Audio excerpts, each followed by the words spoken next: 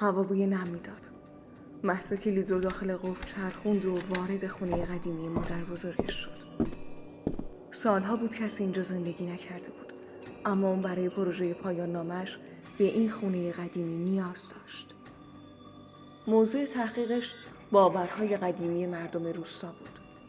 شب اول همه چیز عادی بود. صدای باد که از لای پنجره‌های شکسته می‌اومد و جیر جیر سقف چوبی.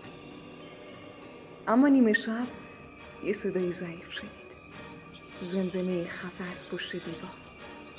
برو، اینجا جاش نیست. برو، اینجا جاش نیست. فکر خیالاتی شده. خودش رو قانع کرد که صدای باد بوده و دوباره خوابید. شب دوم زمزمه واضح‌تر شد. این بار صدای مردونه‌ای گفت اون نمیذاره بری. نمیذاره. صبح روز بعد روی دیوار یه خط باریک دید. انگار کسی با ناخن روش کشیده بود. شب سوم دیگه جرأت نکرد چراغ رو خاموش کنه. توی گوشه اتاق نشسته بود که صدای خراشیدن از زیر زمین اومد. زمزمه خشن‌تر گفت بر نگرد، میمیری.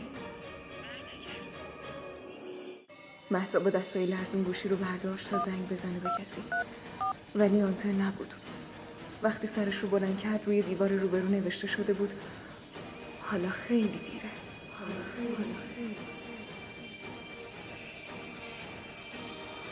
اگه از این داستان خوشت اومد و میخوای ادامهش رو بدونی یا داستانای ترسناک دیگه بخونی، حتما یه سر به پیج کانالمون بزن. بیا، ولی مواظب باش، چون شاید اونا هم صداتو بشنون.